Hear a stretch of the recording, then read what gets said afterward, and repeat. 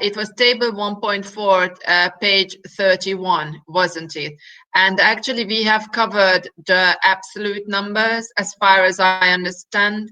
And as far as I understand, we have covered the geographical regions, developed economies, developing economies, Asia specifically. And we have understood the problems of the least developed countries, specifically the landlocked developing countries and the small island developing states. Am I right? Is that okay? And this is where we said that we are going to go to outflows. Is that right? Yes, that's right. Okay, so then we are going to go on from here. So I am asking you to kindly go down to figure 1.9, okay, which is page 33. So page 33 and figure 1.9. I would like to draw your kind attention to the fact that the top 20 home economies, so the top 20 home economies are equally subject to change, just like the top 20 host economies. So last week, when we did cover the top 20 host economies in the world economy, I told you that it is very essential to go through this chart, to go through this figure each and every year. The reason for the need of going through this figure each and every year is that the first 5 places, both among the host and the home economies, are roughly unchangeable. So they don't change too much. However, from places 5 to 15, the rank of the countries, so the order of the countries does change, and the last 5 places are always a subject to change. And now you know why, because we are going to look at the bottom 5 places of the chart, namely Brazil, the United Arab Emirates, Denmark, Ireland, and Belgium. And you will realize that starting on from Belgium, which invested $20 billion in the year 2019 globally, all the other countries, specifically Ireland, Denmark, the Emirates, and Brazil, invested even less, 18, 16, 16, and $16 billion respectively. So it means that actually any country that companies are capable or are prepared enough to invest above $15 billion and about $15 and $20 billion annually can be ranked among the top 20 investors of the world. I am asking you now to go to the top of the list. So I'm going to ask you now to go to the very top of the list. And then you will see that actually Japan was the greatest investor in 2019 with 227, so approximately $230 billion.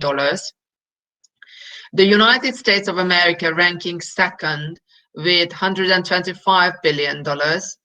Equally Netherlands, so equally, I'm going to come back to that, Netherlands with $125 billion. And then China, 117, then Germany, 99, approximately 100. So actually, I would stop here because last year, there were only 5 countries in the world that invested above 100 or approximately $100 billion. Japan, the United States of America, the Netherlands, China, and Germany. It's quite interesting to see. So it is quite interesting to see when we were covering the so-called G6 countries, so the centers of the global economy that determined the global economic growth in the second part of the 20th century, we agreed that the drivers were Japan and the United States, and on the continent it was Germany, France, and Italy, as well as the UK, that formed the G6, the first crisis committee, basically, I mean, quote unquote committee. Obviously, they are not a committee, but the first crisis group of the global economy. Japan, the United States, and Germany were the strong players in this association, in this alliance. And actually, these three countries are obviously still on the top of the list. They are still dominant players of the global economy. China is very much understandable. So China is very much understandable. But before I go back to China and explaining the Netherlands, I would like to draw your attention to the fact that France is on the list. Italy is equally on the list, obviously, and certainly the United Kingdom is on the list. And obviously Canada is also on the list, and the Russian Federation equally. So the G6, the G7, and the G8 countries rank among the top 20 home economies, sources of foreign direct investment in the global economy. So I'm only telling you that the G8 is still standing strong.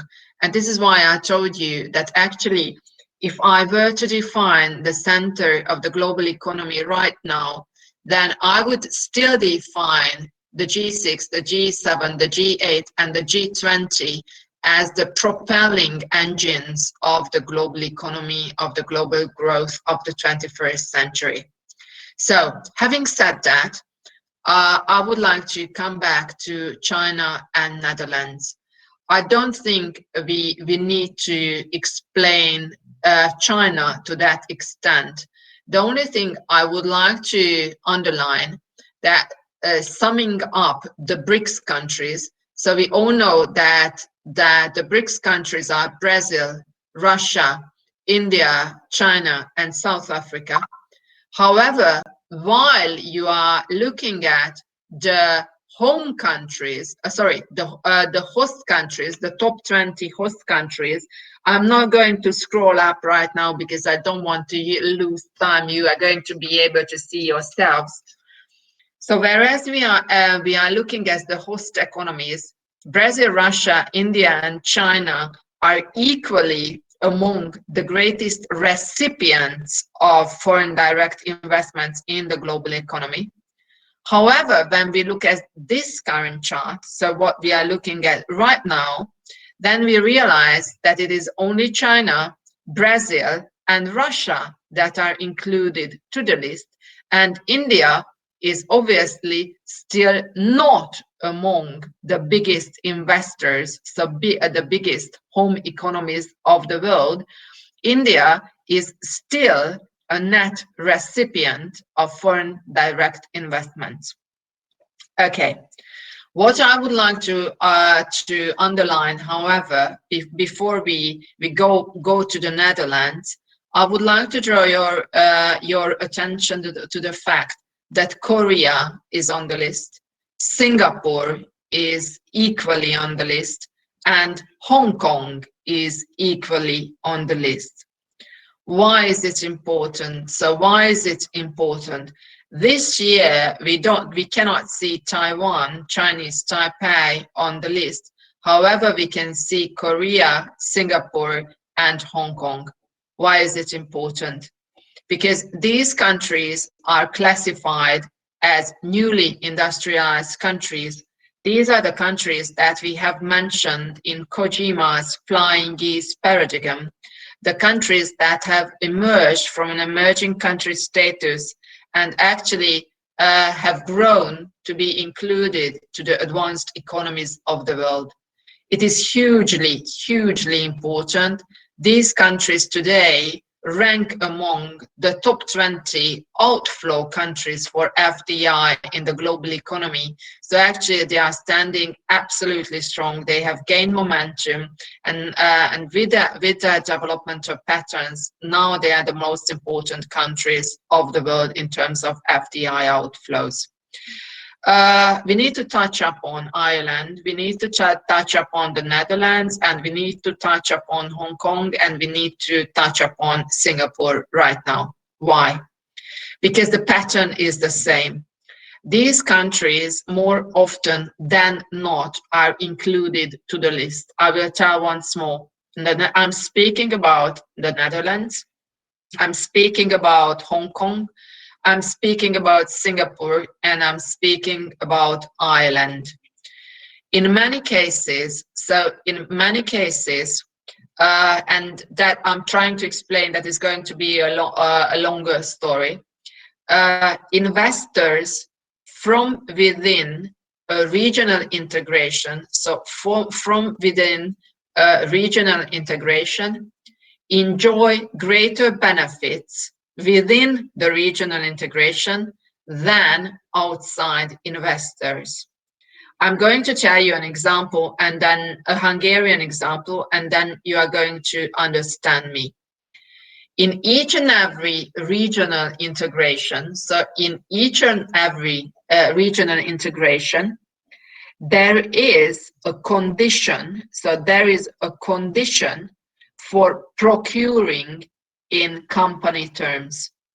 And this procurement, so this compulsory or this mandatory procurement limit is called, it has a name, and it is called the local content ratio. So it is called the local content ratio. For companies that are coming from the outside of a given regional integration, so I will repeat myself, for companies that are arriving from the outside of the given regional integration, it is given, a percentage point is given that refers to the amount of procurement that they need to receive from the inside of the given regional integration.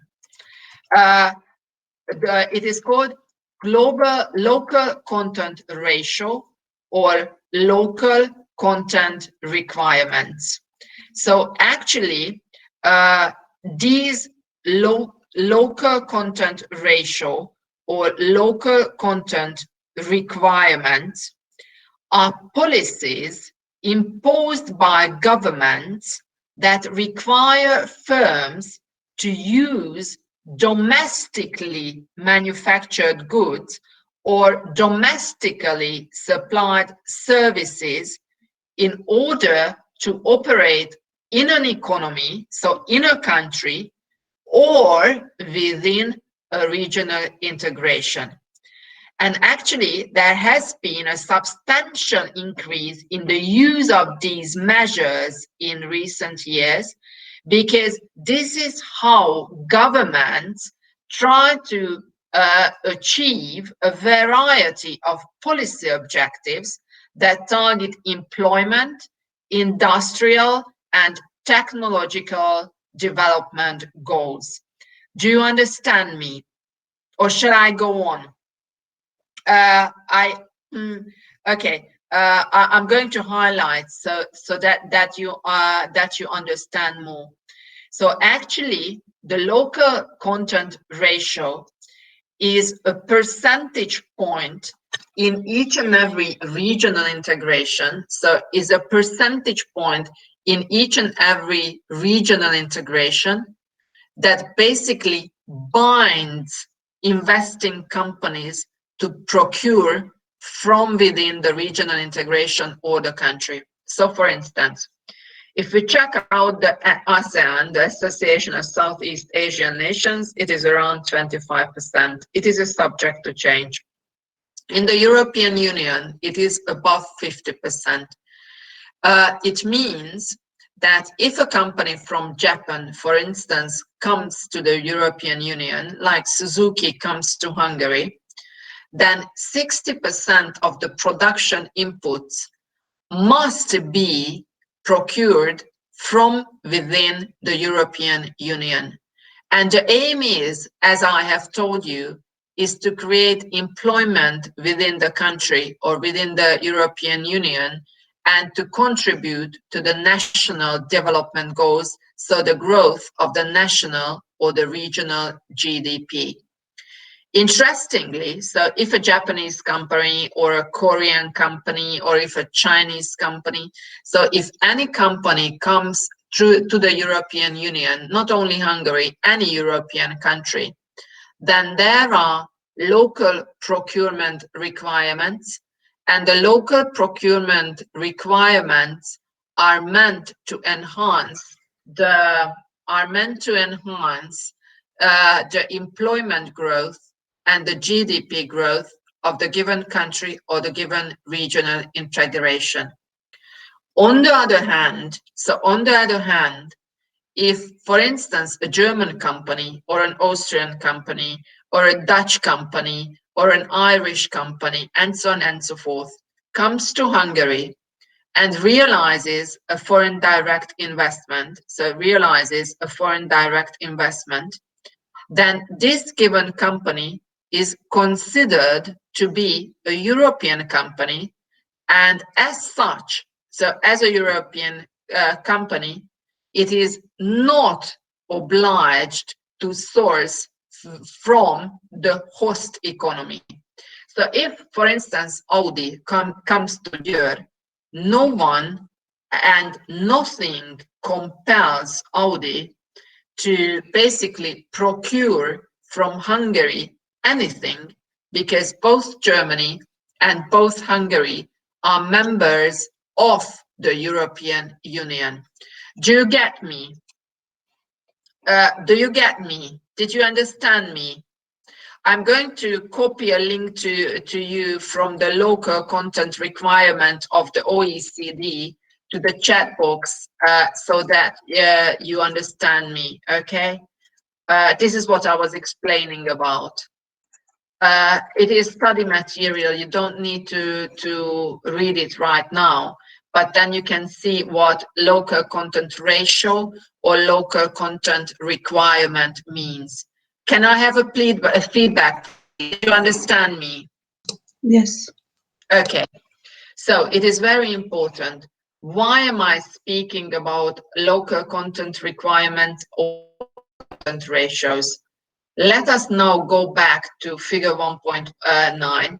And I said that there are several countries, specifically the Netherlands, specifically Hong Kong, specifically Singapore, and specifically Ireland, that need to be touched upon. Why? Because, and this is the reason right now, if, for instance, a company from the United States of America comes to Europe, then actually this company, I mean any US company, has shackles around its wrists, because actually this American company is bound to carry out public procurement according to the local content requirements of the European Union. For this reason, more often than not, North American companies come either to Ireland or to the Netherlands. They establish a company with sheer Dutch or sheer Irish nationality. And once they are registered as an Irish or a Dutch company, they can invest in the European Union freely without having to meet the local content requirements of the European Union. Have you understood that? Do you get me? Is that okay? Yes, it's okay. Yeah, okay. Okay, and now I'm going to complete the information. So if you understand the fact that actually establishing a company somewhere within the regional integration means that you are basically free of local content requirements. That's only one half of the story. But there is also a second half of the story that has to do with the IPAs that we were discussing last week. So IPAs are the so-called investment promotion agencies. And I told you last week that you are very cordially welcome to submit papers for activity points on the activity of your own IPA. So for instance, in the case of Hungary, it would be the Hungarian Investment Promotion Agency. But it doesn't have to be somewhere from Africa, any African country, then you don't need to write from yours. You can write from any African country or any Latin American or any Asian country. The point is to understand the activity of investment promotion agencies. Because last week I also told you that funnily, I was in a board in a meeting, doesn't really matter, where basically one member of the Hungarian Investment Promotion Agency said that they operate very similarly to competing restaurants, where basically governments offer subsidies to foreign direct investors in order to entice, in order to invite the foreign direct investor into a given country as opposed to its neighboring countries, so as opposed to its competitors. And this is where a very tricky thing comes into question. And the tricky thing is as follows. For instance, there is a rich Chinese enterprise that wishes to invest in China, so a sheer national investor in China.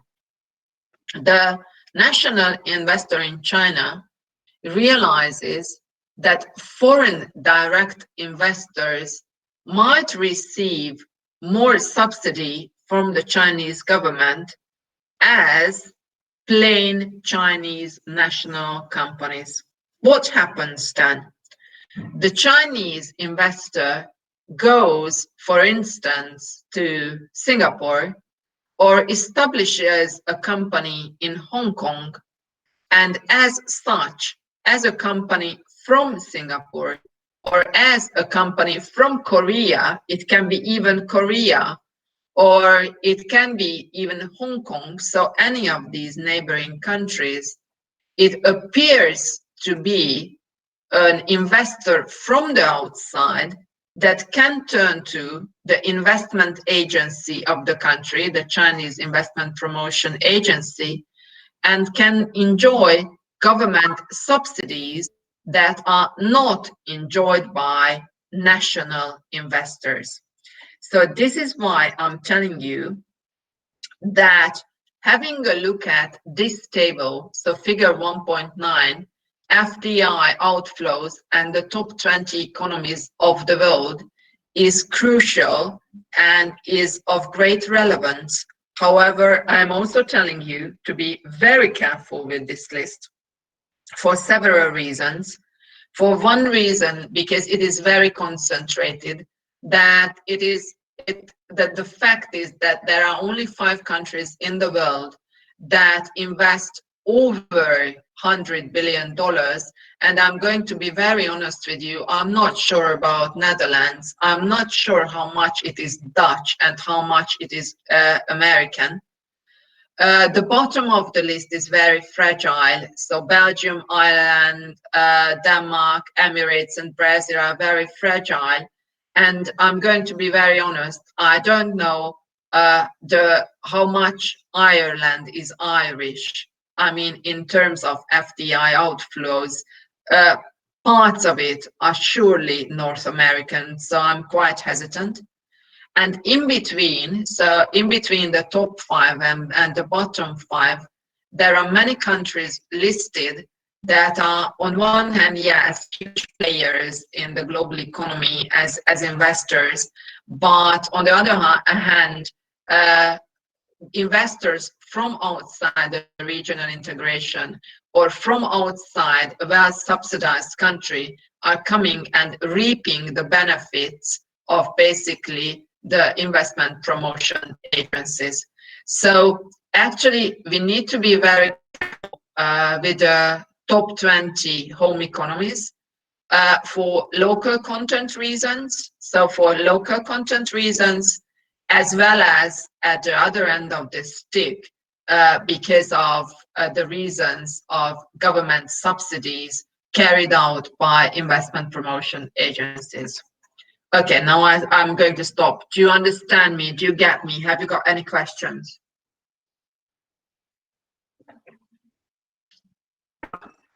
Can I have an answer, please? Do you get me? Yes, we do.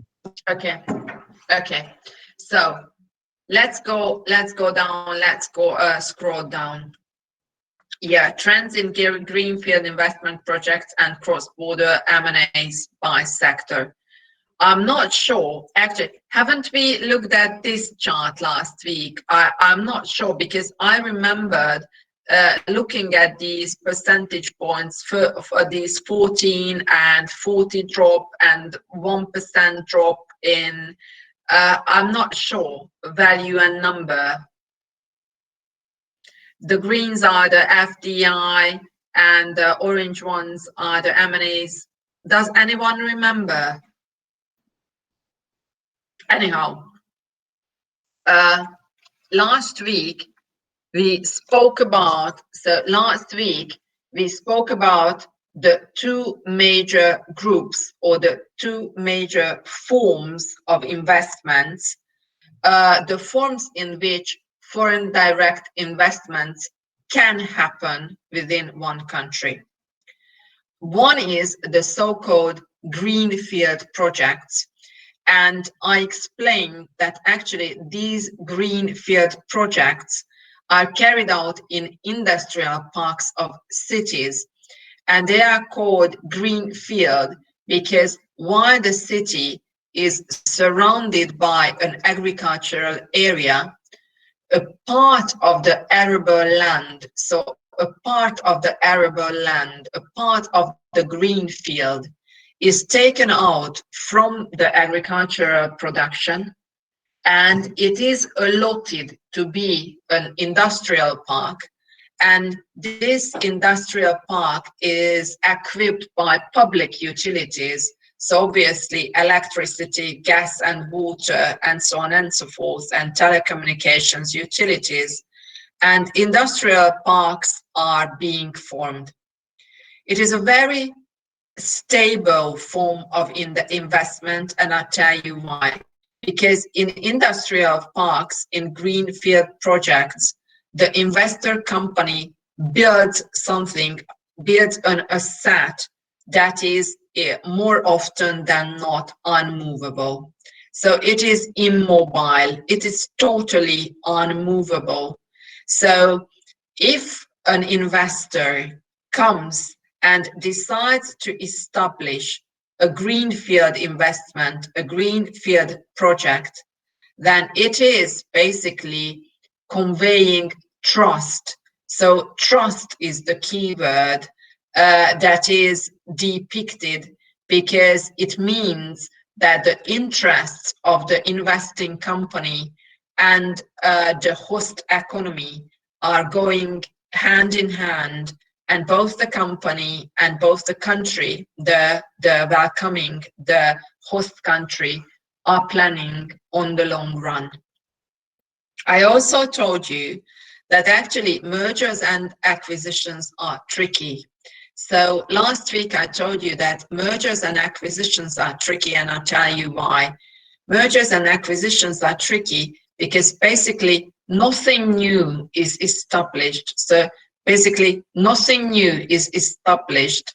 The big one, the big fish eats the small fish. So a bigger company basically procures a smaller company, or two equal-sized entities or similar-sized entities are merging into one. So this is why it is called M&A, because two entities are merging into one, or acquisition, the big one acquires the small one.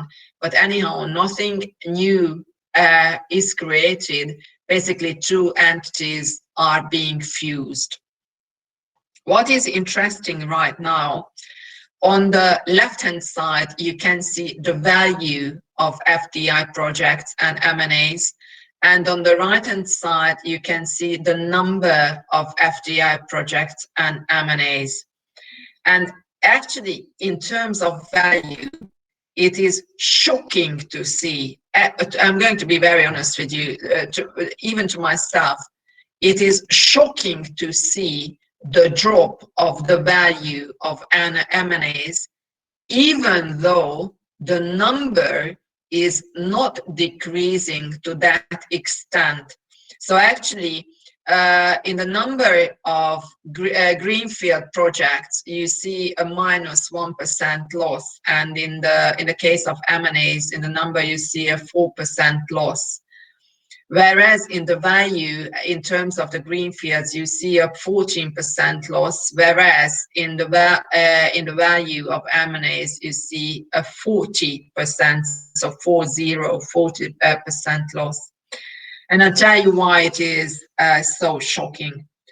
Normally, and I just remind you of what I've told you already, normally under crises, under global economic downturns, both the number and the value of foreign direct investments in terms of greenfield projects tend to decline. That's quite normal because of the lack of trust. So actually, this is what happens. Actually, we are afraid of the future. We don't know about the trends of the global economy. So actually, we are not translating our revenues to investments. We are keeping cash. It is called cash holdings. So we are basically reserving cash holdings, and we are just waiting. We are just sitting out, and we are just waiting what the future entails, what the future brings.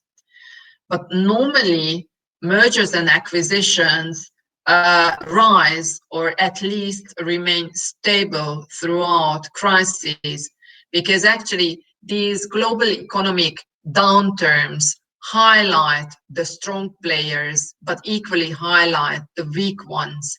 And actually, the weak ones are normally a subject to failure. They are normally a subject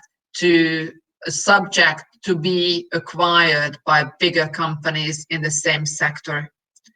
And surprisingly, it doesn't happen now. So interestingly, it doesn't happen. The crisis has hit the global economy so severely that even mergers and acquisitions are a subject to decline. And this is what I'm saying, that is very shocking and unprecedented, to be very honest. So when I first saw this chart last summer, when the World Investment Report came out, to be honest, I was very much surprised, because this is not what I have expected. There is a third terminology I would like you to know right now. This is a theoretical issue, but I would like to include this theoretical issue in my explanation right now. So actually, when we are speaking about the forms of FDI, we are first and foremost speaking of either greenfields or M&As. However, it is not only greenfields and M&As. There is one more category that is in between, and it is called brownfield investments. So brownfield investments or brownfield projects.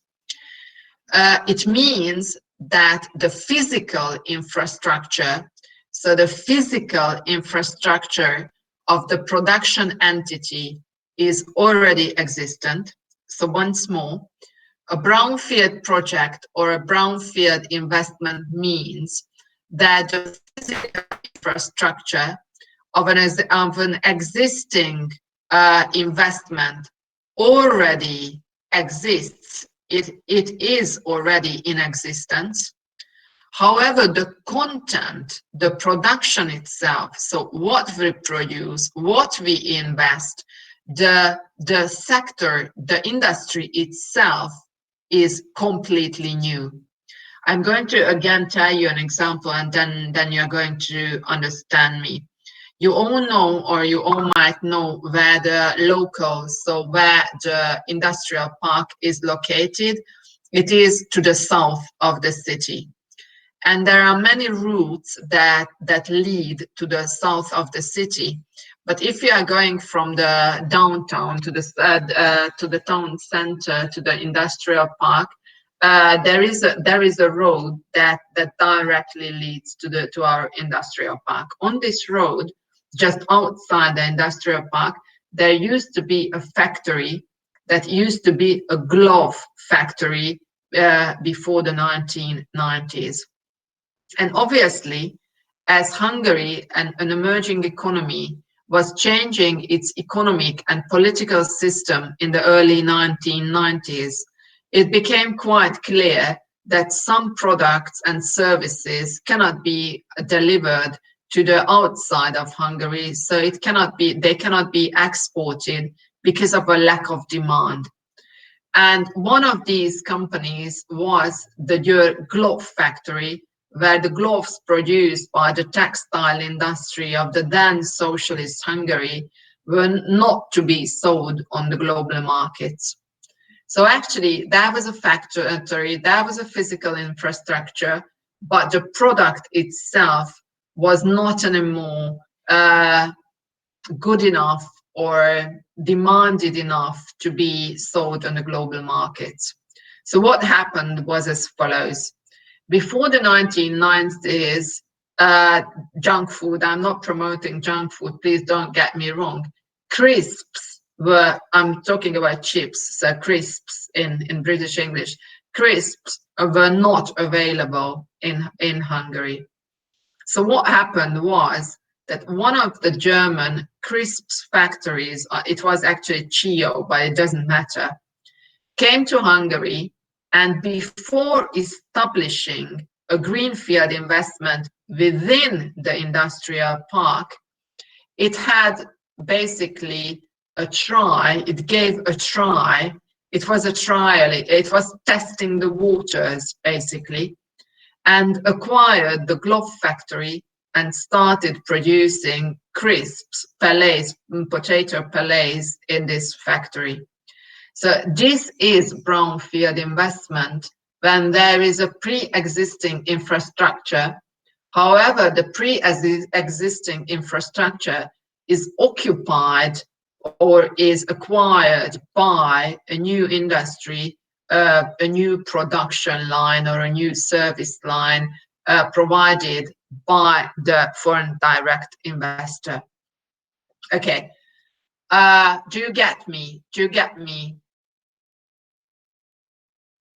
Yes, we do. Yes, okay. So this is where I wanted to stop. So as for mergers and acquisitions and greenfield projects, these are the two ends of the stick. They are the two ends of the gamut.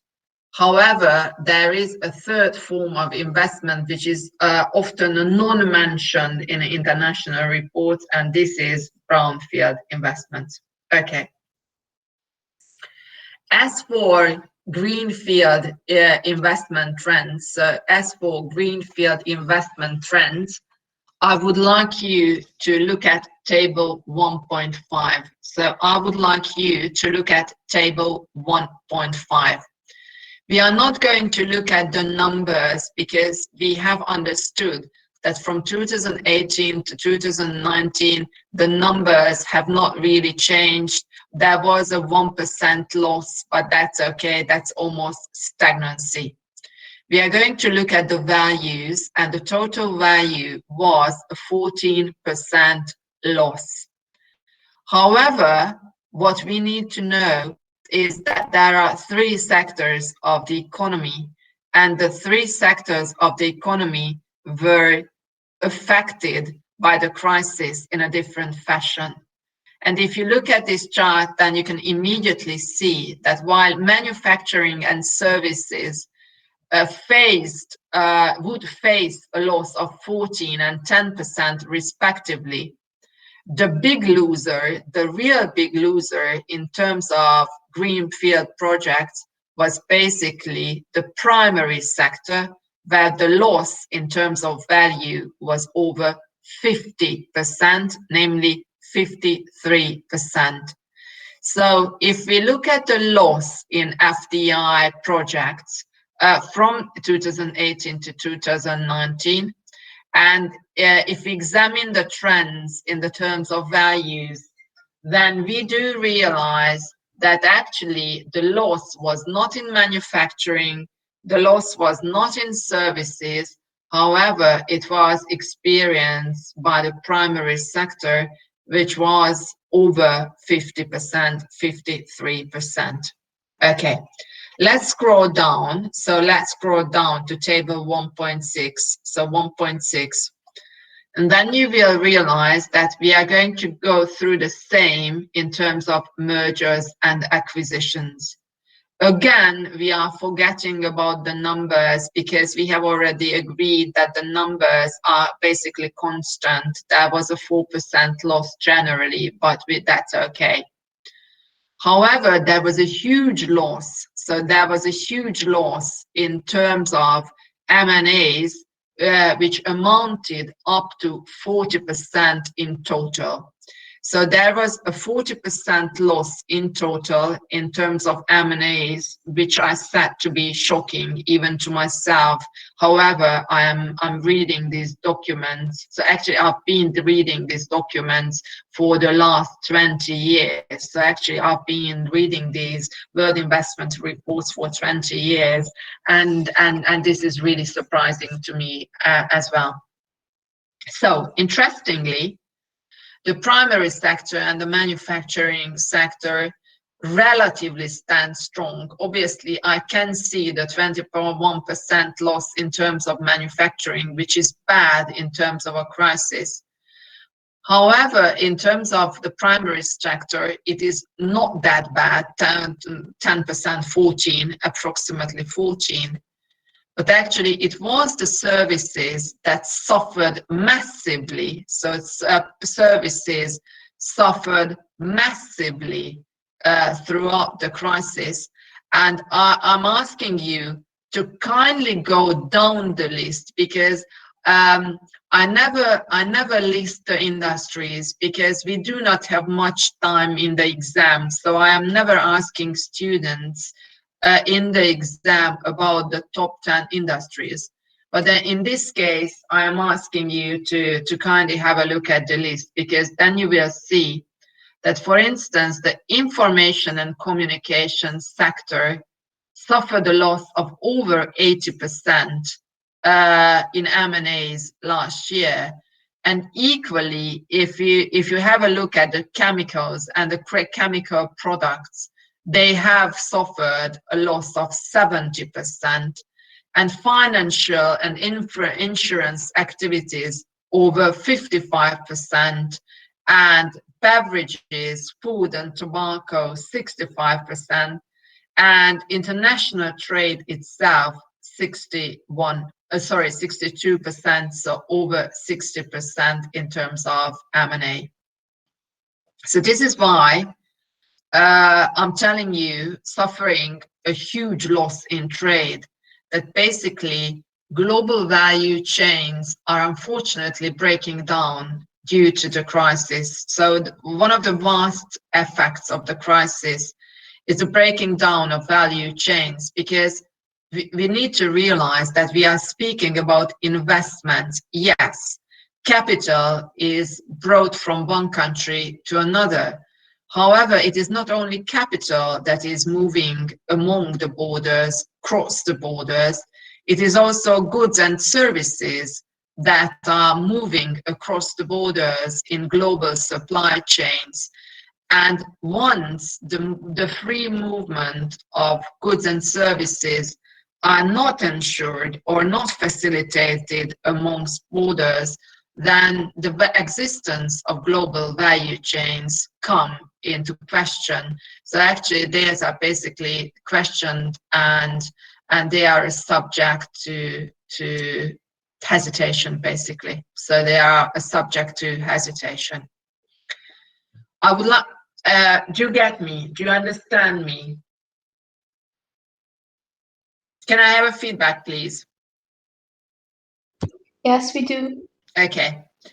I would like to come down to point 3, because what we have, so actually what we are analyzing right now is section B, so FDI trends in 2019, and point 1 was FDI by geography. So we have covered that, we have understood the geography.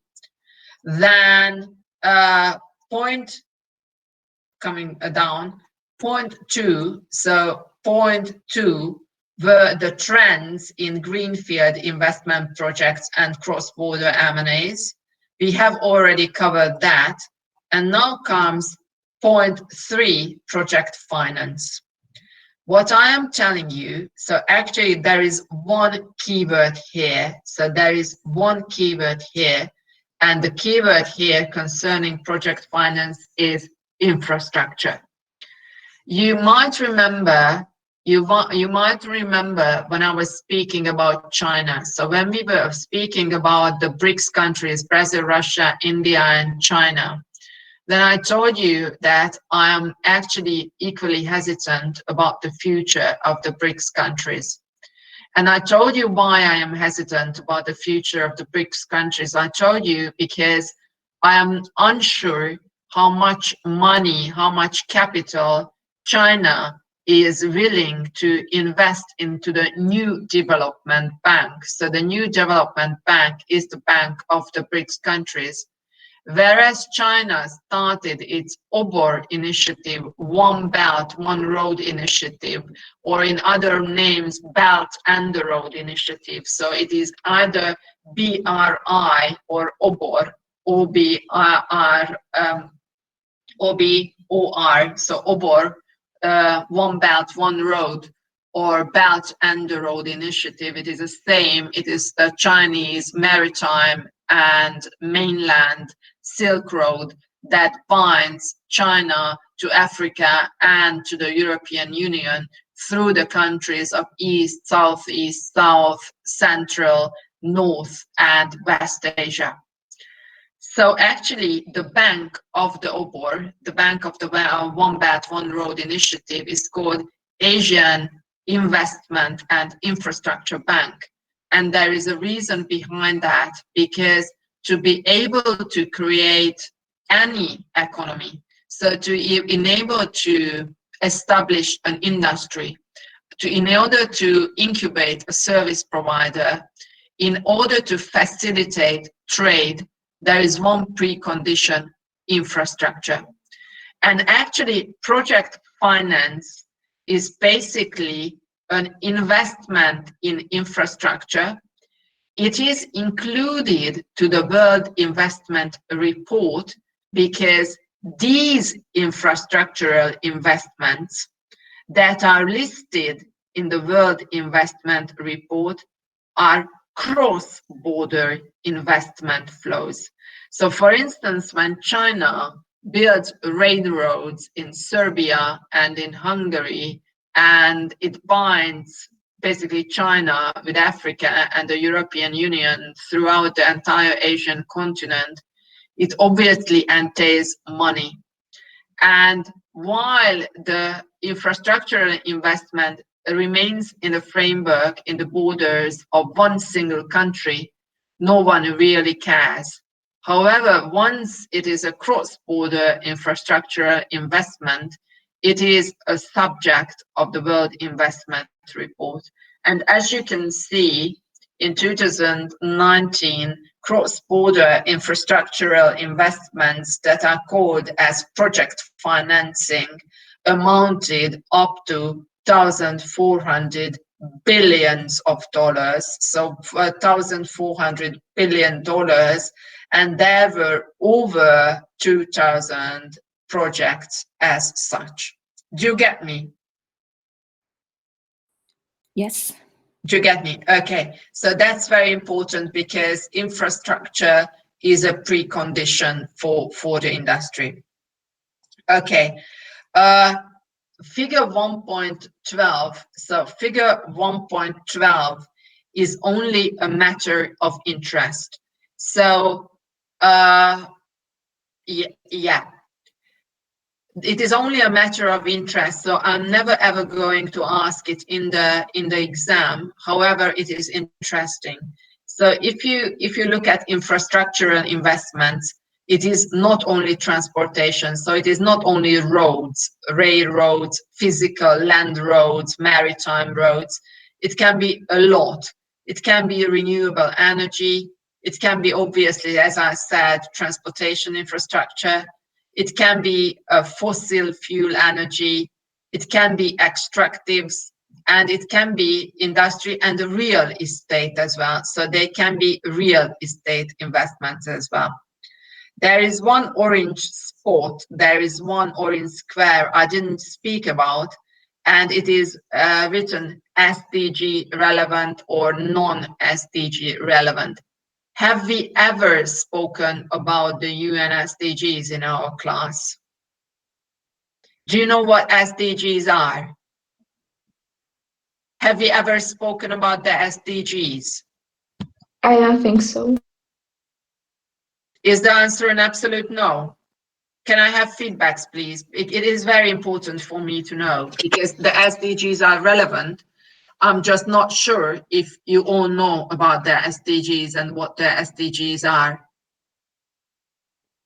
Can I have answers, please?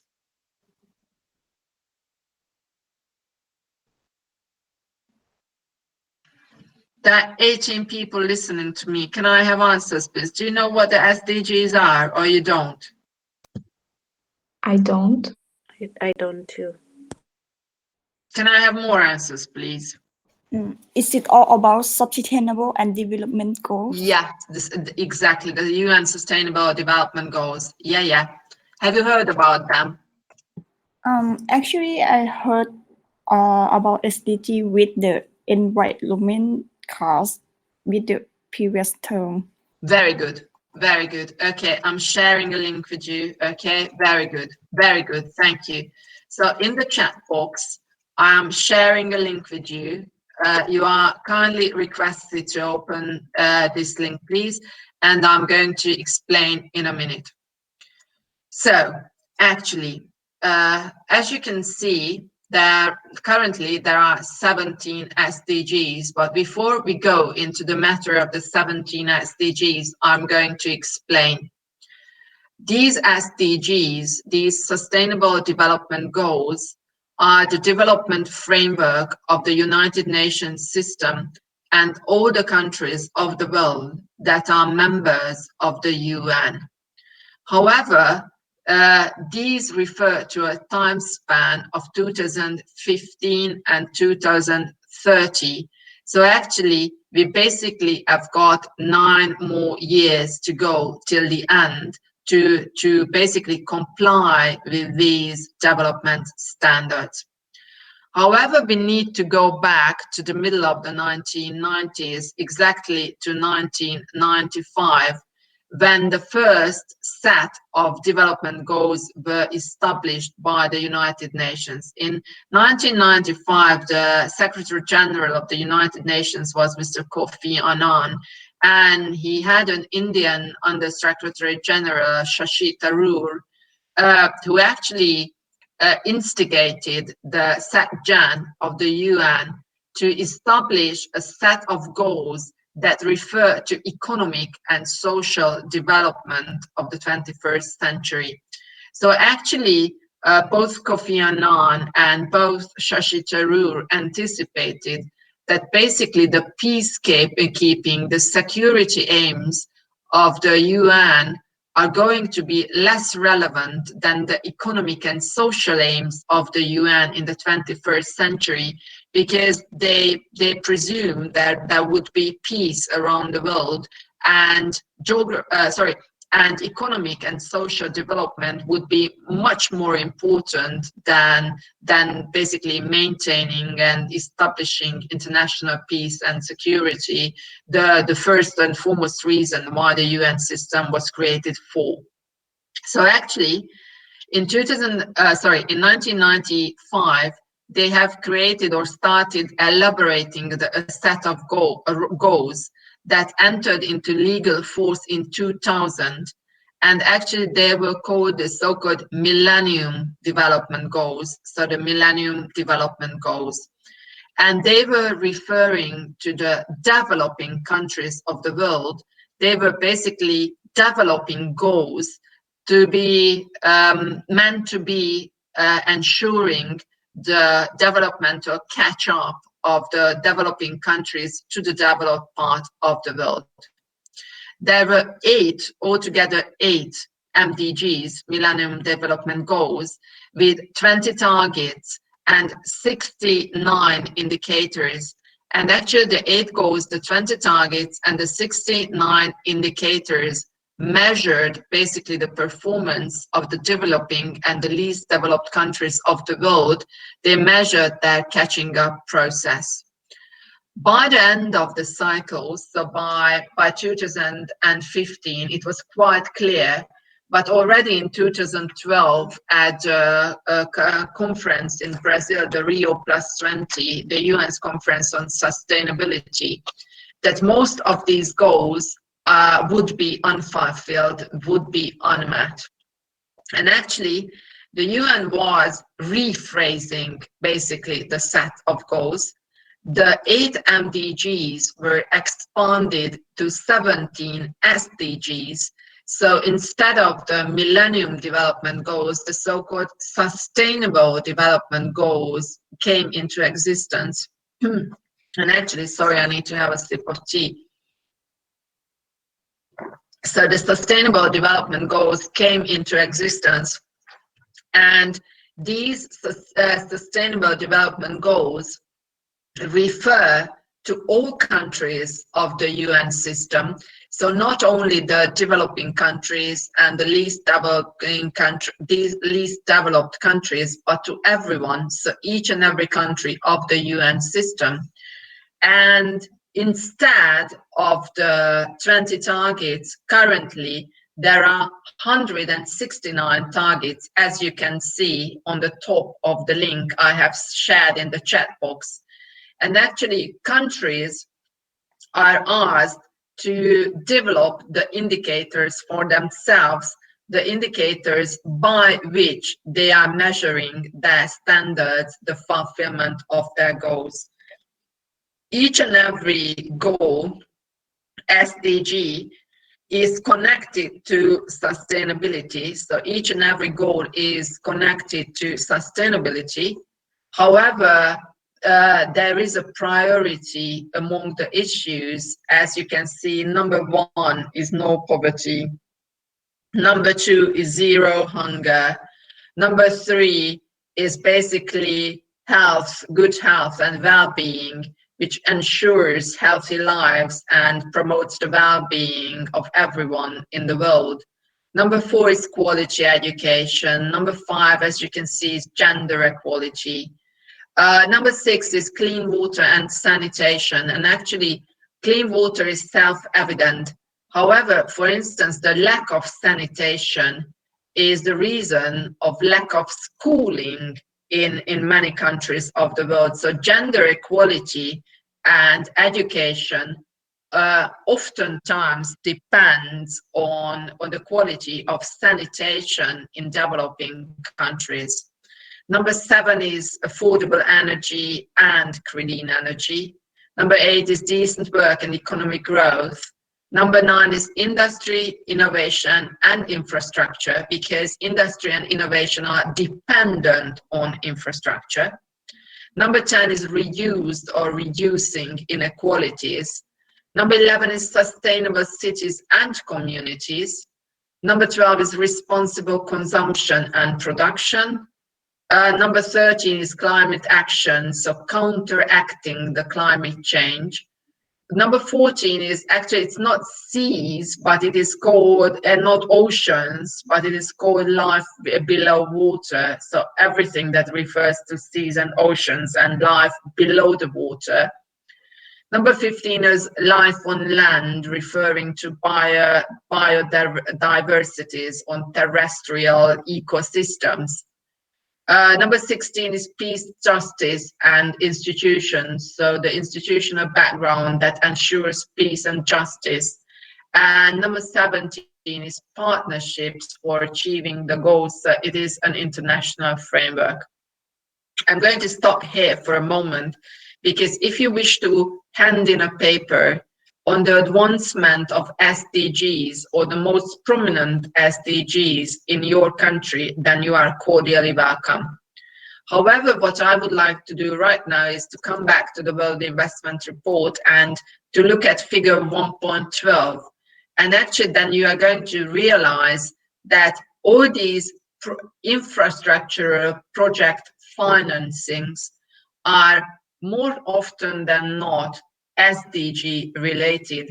So actually all these expenditures, cross-border expenditures, are also related to the fulfillment of the UN's Sustainable Development Goals. Do you get me? Do you understand me? Yes. Okay, very good. Okay, so I'm not going to go through figure 1.13 now, because it's interesting, but it is not going to be relevant for the exam. It explains these project finances by sector in developing and transition economies, and that's okay. So I'm not going to stop here. I'm also not going to stop at figure 1.14, because that's hugely irrelevant. However, I would like you to come to section C, please. So page 40, section C, because that is important. And we are going to look at international production patterns. And I do hope that you are still bearing with me. So I do hope that you are still bearing with me.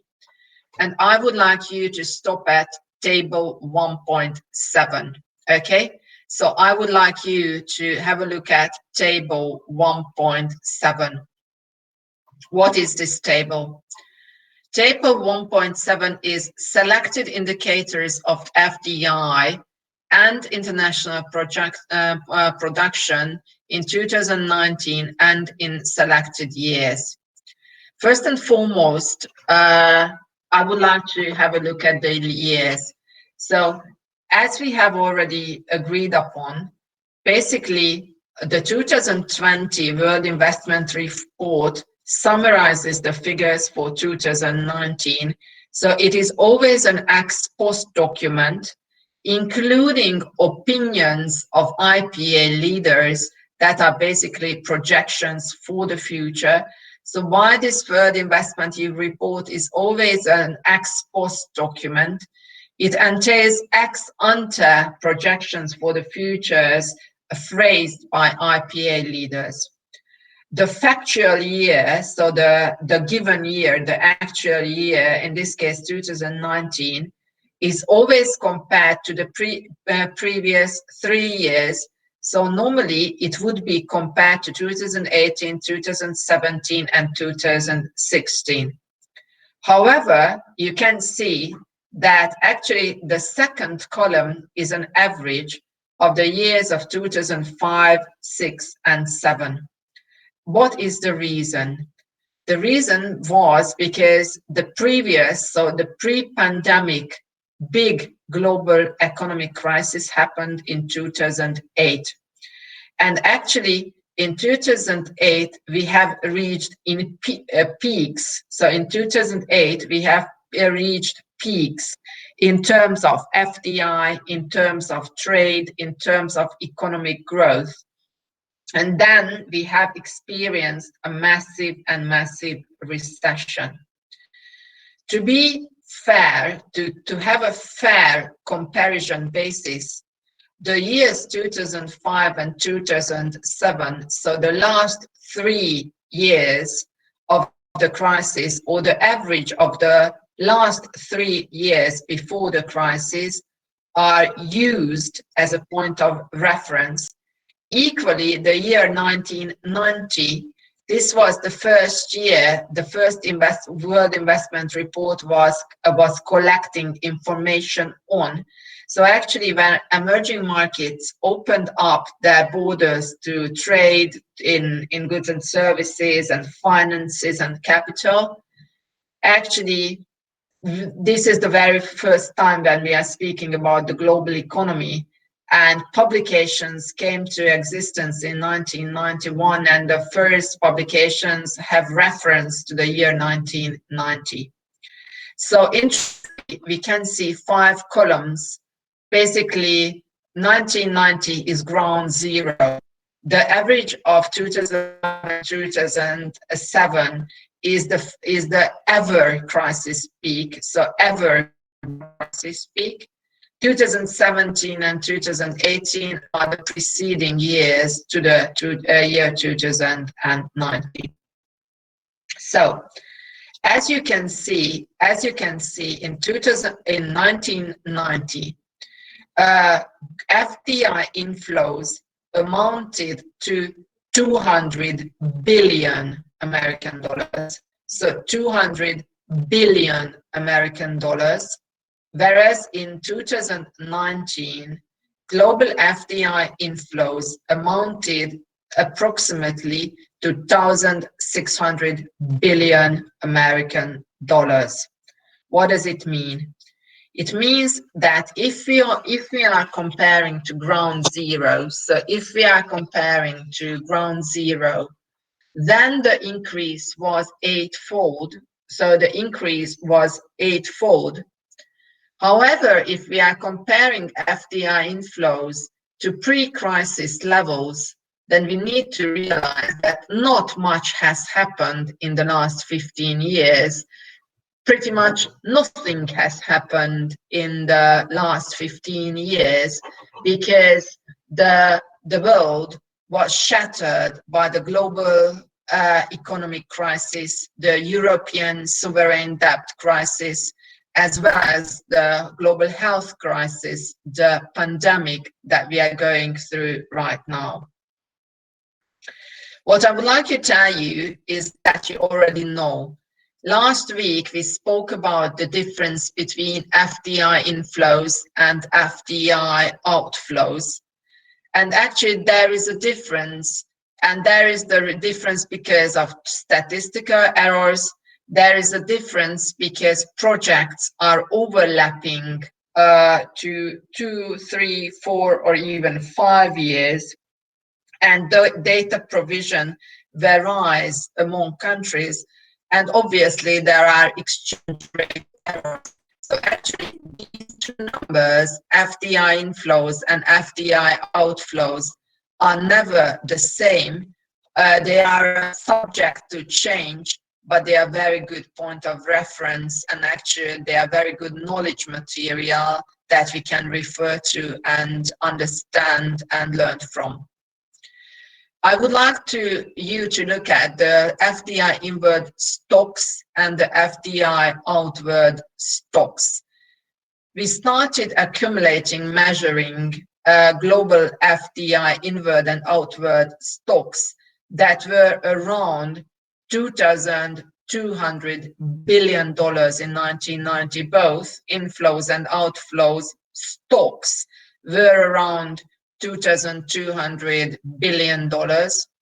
Currently, they are around 36,000 billion American dollars annually, which means there was a huge increase. So there was really a huge increase. There was an 18-fold increase in the value of global FDI inward and outward stocks.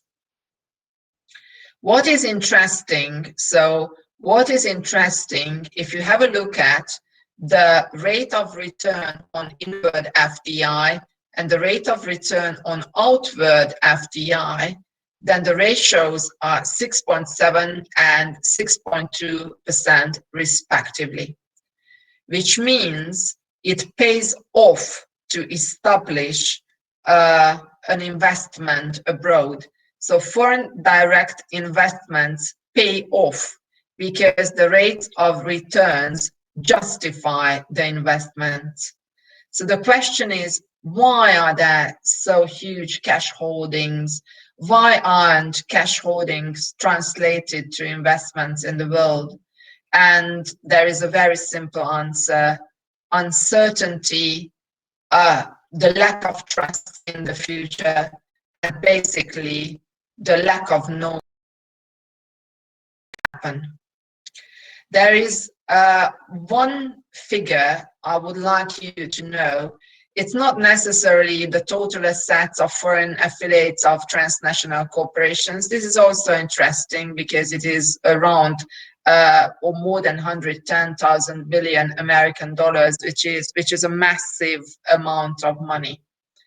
But I would like to attract your kind attention to the fact that throughout the world there are approximately 82 million people who are employed by foreign affiliates of multinational companies that are basically producing these sales mentioned in the sales of foreign affiliates, these 31,000 billion American dollars. It is very interesting because the entire sales of foreign affiliates of multinational companies are produced by only 82 million people globally, whereas the global labor force, so global labor force currently is about 3.5 billion people. So actually 82 million of the 3.5 billion are employed by foreign affiliates of transnational corporations globally, and they have a much more significant contribution to the GDP of the host country or the sales of the multinational enterprise compared to the size or the number of people that they are employed. What I would like to underline, I'm going to stop here with table 1.5, and I am asking you to kindly scroll down to table 1.8, because this is the table where you are going to understand what I mean. Because in table 1.7 there are many numbers that are quite informative, but if we want to tie in the information, then we need to look at table 1.8. And before you really go mad, and before you get mad at me, I'm going to relieve you, because we are only going to look at 3 numbers. And please look at the column 2019, and please look at the 100 largest multinational enterprises globally. And actually, please only look at the ratios. So foreign as share of the total, always as for assets, as for sales, and as for employment. So the question is, how do we measure the internationalness of a multinational company? So how do we determine, so how do we say if a global value chain is really international or not? So how do you measure? And you can see the answer right in front of you. The internationalness or the internationalization of a global value chain of a multinational enterprise is measured by its assets, by its sales, and by its employment. So once more, the internationalization of a company is measured by its assets, sales, and employment. And this is why it is written foreign as share of the total. Because in 2019, almost 60%, 58% of the assets of of multinational enterprises was of foreign origin. In 2019, 60% of the sales of multinational enterprises was of foreign nature. And equally in 2019, around 51% of the employment of multinational enterprises was foreign. And now I would like to go, so if you see this 51% for the employment, then I would like now to go up, scroll up to table 1.7. And actually you can see this number, this 82 million people, 2,360, but as you can see, the number is in thousands, so it is 82 million people in the world. This is 50%, 51%. So we can comfortably double this number. Which is around 165 million people in the world. And actually, they basically create a massive share of the global economy compared to their number. Once more, global employment is 3.5 billion. There are 165 million people that are employed by multinational enterprises globally, and basically they contribute massively to the global GDP and the gross fixed capital formation of the world.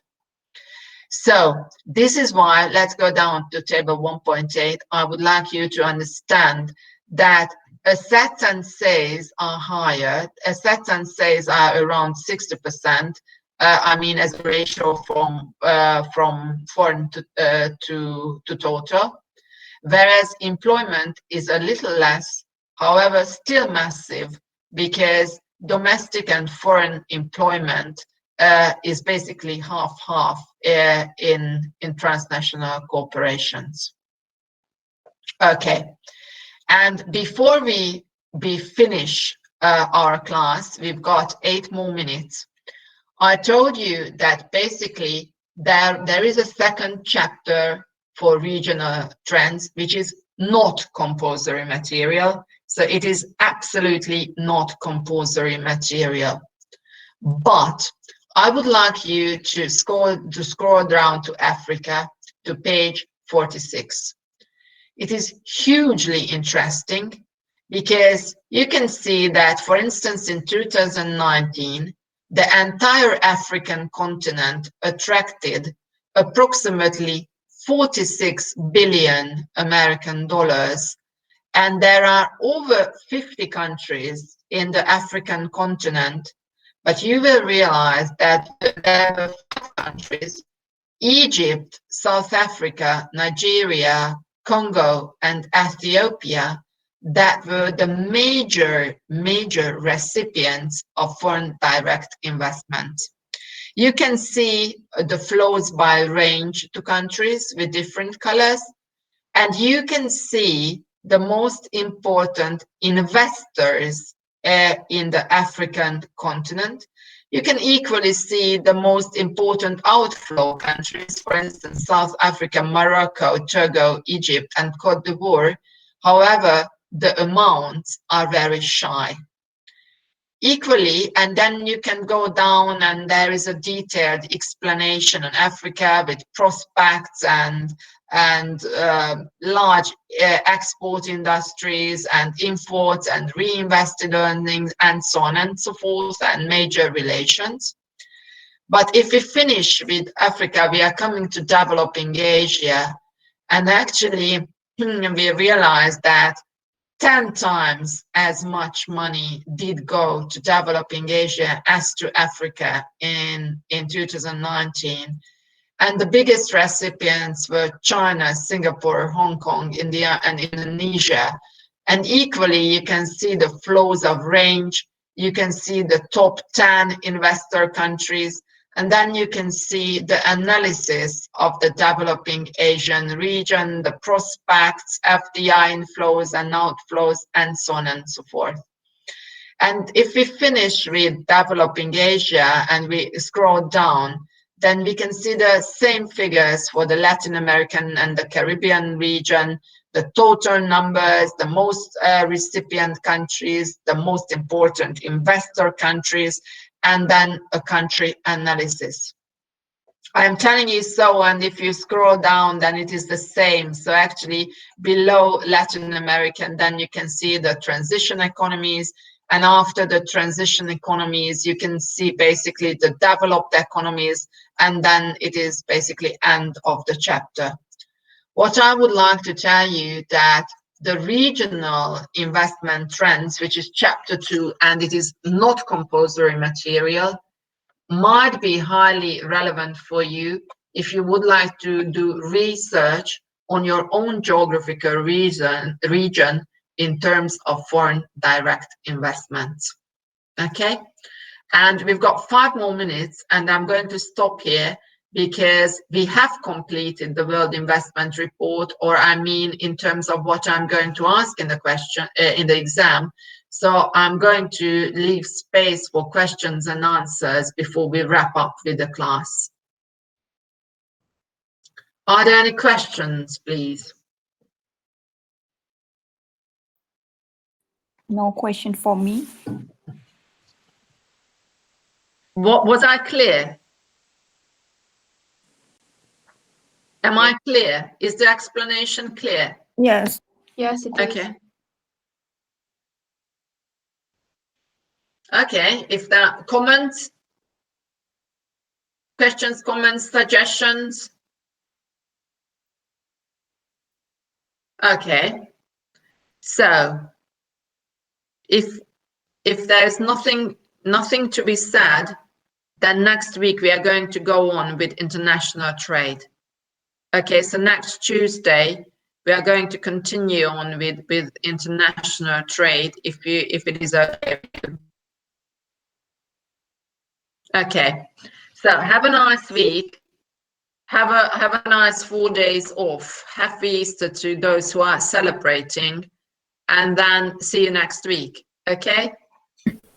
Thank you. Thank you. Thank Have you. a nice Goodbye. day. Goodbye. Bye. Goodbye. Goodbye. Thank you. Goodbye. Goodbye.